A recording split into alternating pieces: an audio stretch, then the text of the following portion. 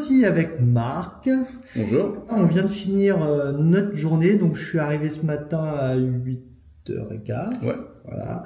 Et là, il est 18h30. Un record pour moi. Parce que d'habitude, je pars plutôt vers 20h, 22h. J'ai fait une fois 23h30. Donc là, on a fini assez tôt parce que finalement, ta maison, de 1, elle va bien. De 2, elle est déjà presque finie. Donc c'est assez rare que je me retrouve dans une maison dans un tel état. Hein, souvent, j'arrive, il y a tout à faire, c'est la catastrophe. Là, tu as acheté quand même une maison qui a été refaite il y a pas très longtemps par les anciens propriétaires, qui étaient des grands bricoleurs parce qu'ils travaillaient chez des fournisseurs de matériaux. C'est ça, hein? Tout à fait. Donc le papa, machin truc, donc ils ont refait toute la plomberie, toute l'électricité. C'était bien fait. Le placo, c'est nickel, c'est beau partout et tout ça. Sauf que tu m'as quand même appelé. Bah oui, parce qu'il y avait quelques mais. Lors de visite, effectivement, j'ai senti de l'humidité en fait dans les pièces qui m'avait pas été ce que j'avais pas ressenti lors de ma visite d'achat. Donc c'est là que je me suis dit ça c'est quelque chose que j'ai connu par le passé et que je ne veux pas forcément pour des raisons sanitaires. J'ai un fils en bas âge et j'ai pas envie forcément effectivement de le contaminer. Donc moi ma priorité dans une maison à partir du moment où je l'achète, c'est qu'elle soit saine, deuxièmement qu'elle soit confortable. Donc c'est pour ça que, ayant des doutes, j'ai fait appel à quelqu'un qui s'y connaît bien, quelqu'un qui est neutre, parce que j'ai contacté également des commerciaux qui me vendaient tout et n'importe quoi. Et donc, on va en reparler après. Et donc voilà, c'est vraiment pour ça que j'avais besoin d'avoir ce regard neuf, et c'était hyper intéressant parce que pour le coup, j'ai des réponses donc j'ai bien fait d'avoir fait ça parce que par rapport à ce qu'on m'a vendu, oui, on m'a vendu du rêve, hein, clairement. Et mon portefeuille aurait été bien délesté. Ouais. Alors que là, pour le coup, j'ai une vision claire, nette, précise. Voilà. Après à voir en fonction de ce que je vais faire si ça. Bon, je pense qu'il n'y a pas trop de problématiques. Après. Clairement, tu m'avais dit qu'effectivement, sur certains résultats, tu peux pas non plus tout connaître. Donc après, il y avait des choses effectivement que tu sentais, voilà. Mais par téléphone, ouais. Voilà. Donc, mais pour le coup, oui, c'était. Mais voilà. Encore une fois, c'est cette neutralité-là qui est hyper intéressante. Et sur un des murs que j'ai dans le salon, qui est un mur en pierre, il y a. Enfin, moi, quand je suis arrivé dans la pièce, je sentais une forte odeur d'humidité. Et là, quand j'ai emménagé il y a quelques jours, j'ai vu une magnifique auréole en fait sur le mur. Donc voilà, mon intuition était juste. J'ai été fondé. Je m'en doutais qu'il y avait des remontées capillaires. Après, l'idée c'était de savoir comment les éradiquer. Donc là, pour le coup, effectivement, Thibaut m'a proposé des solutions qui sont bien moins onéreuses et potentiellement plus efficientes que ce qu'on m'avait proposé, qui était initialement de perforer tous les murs de 10 cm. Donc j'en avais pour un billet de 10 000 balles en fait. En mettant en faisant des injections dégueulasses de résine. Voilà. Donc l'idée, c'est encore une fois de trouver des solutions qui soient. Alors après, au-delà de l'écologie, surtout qui soient beaucoup plus pertinentes. Alors après, à voir sur du long terme, mais ça paraît effectivement l'analyse. En tout cas, l'analyse qui a été faite me paraît assez pertinente par rapport à ce qu'on a pu voir. Donc, Marc a failli se faire vendre une solution d'injection de résine dans son mur ancien qui ne marchera pas ou qui aurait même peut-être pu être contre-productive.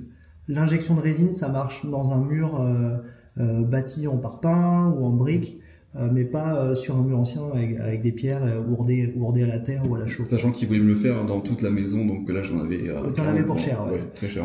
Par contre, du coup, tout à l'heure on s'est dit, génial, on a économisé ça.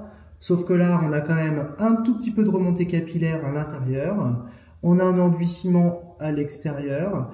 Les remontées capillaires sont très faibles, mais elles sont quand même là. Donc ça fait des taches. C'est pas très agréable.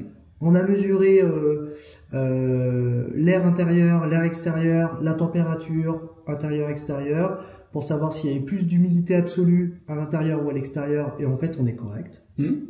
Donc pour moi, ton mur, il y a vraiment pas grand-chose. Mais on va quand même le traiter, déjà parce que c'est pas beau. Oui, ça c'est clair. C'est con. Et puis il y a un endroit où il y a un petit peu plus de flotte qu'un autre. On pense qu'il y a peut-être une histoire de terrasse.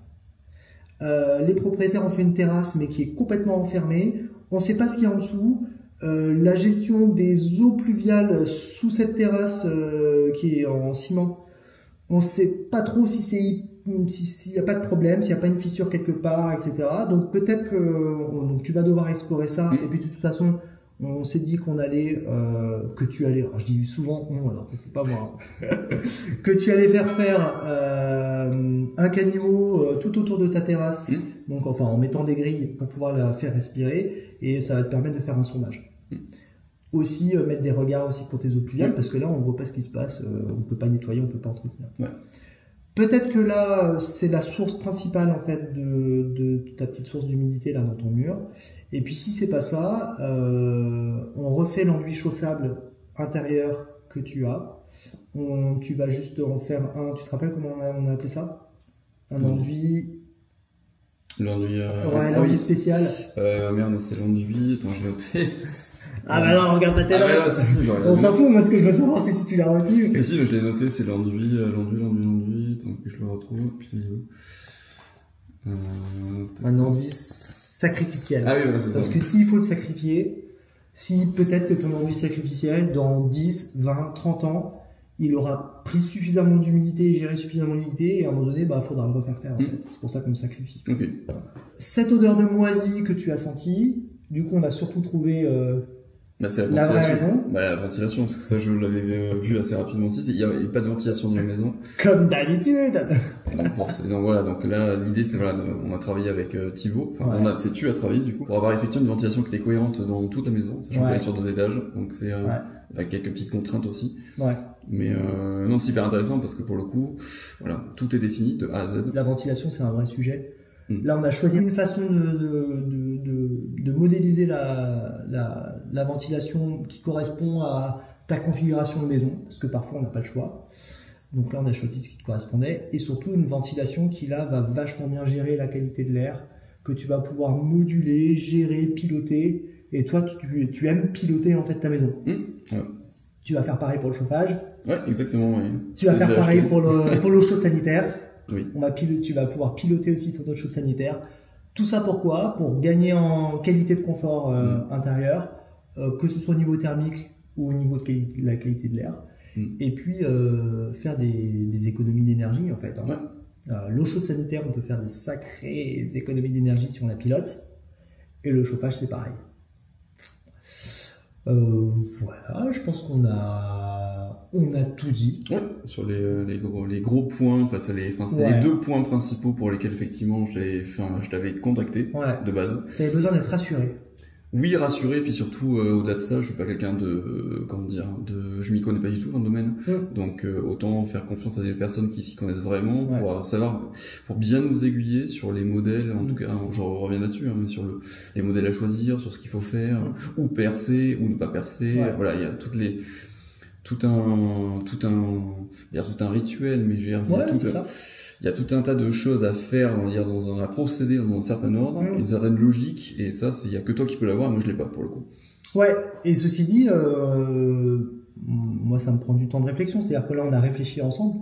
Ce midi aussi quand je déjeunais, puis toi t'es parti voir ton fils, j'ai réfléchi, je me suis dit, attends, comment on va faire pour l'isolation? Est-ce que la maison elle est comme ça? Comment on va faire? Qu'est-ce qui va lui coûter le moins cher? Qu'est-ce qui va être le plus efficace, le plus pertinent?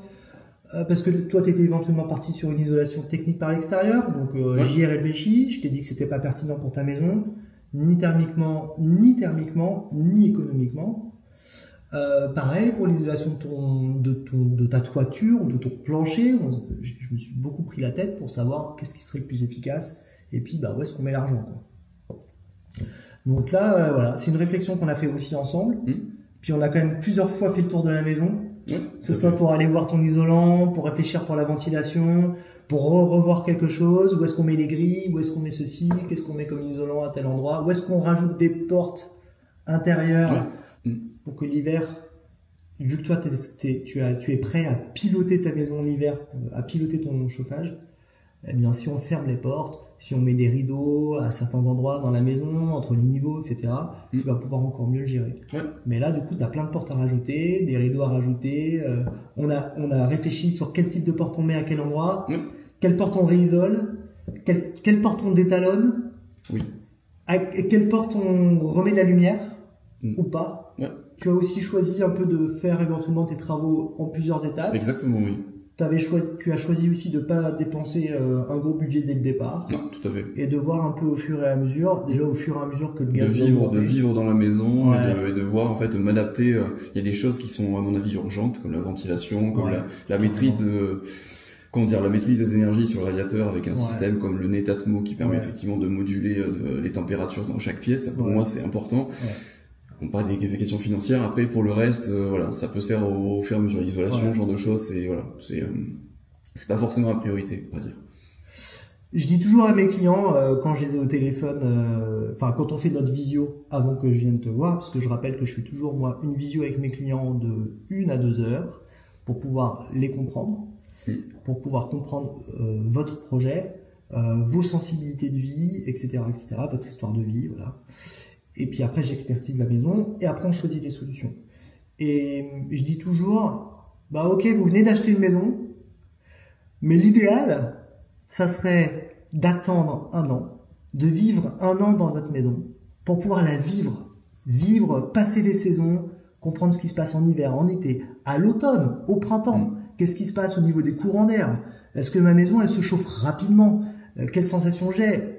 Pareil, les traversées de pièces de vie. Enfin, tu vois, quand tu vis dans ta maison, finalement, c'est peut-être au bout de 6 mois que tu sais où tu vas mettre tes meubles. Ou quelle sera la place parfaite pour tel meuble ou tel meuble. Dans quelle pièce je vais souvent, dans quelle pièce je ne vais jamais. Et l'idéal, c'est de pouvoir faire ça, en fait. Et après, on commence les travaux. Ou faire comme tu fais, c'est-à-dire là, tu vas faire ce qui est urgent, parce qu'il y a quand même des choses urgentes. Après, tu vas vite dans ta maison, et puis au fur et à mesure, tu vas avancer, quoi. Et par rapport à toutes les solutions que tu m'as rapportées, il y en a peut-être certaines que je ne retiendrai pas, d'autres que j'adapterai. Mais l'idée, c'est d'avoir en fait toutes les cartes en main, et après, c'est moi qui vais jouer avec, tout simplement. Ah tu vas faire du mus avec ta maison, c'est la première fois qu'on la sort, celle-là. Et puis surtout, ce que tu vas peut-être faire aussi, c'est que si dans 6 mois, dans 3 mois ou dans 1 an et demi, tu veux me rappeler en me disant, maintenant il se passe ça dans ma maison, j'ai ressenti ça, qu'est-ce que je pourrais faire, qu'est-ce que tu me proposes? On fait ça, On a fait un reportage photo, j'ai les plans. Et puis dans le château, c'est pas loin. Ouais, c'est ça. Merci pour avoir voulu témoigner, c'est vachement important. En fait, les spectateurs le voient pas, mais en fait, j'ai un flingue dans le dos. Donc... non, mais pas de souci. Ok. Merci Marc. Merci Thibaut. À plus.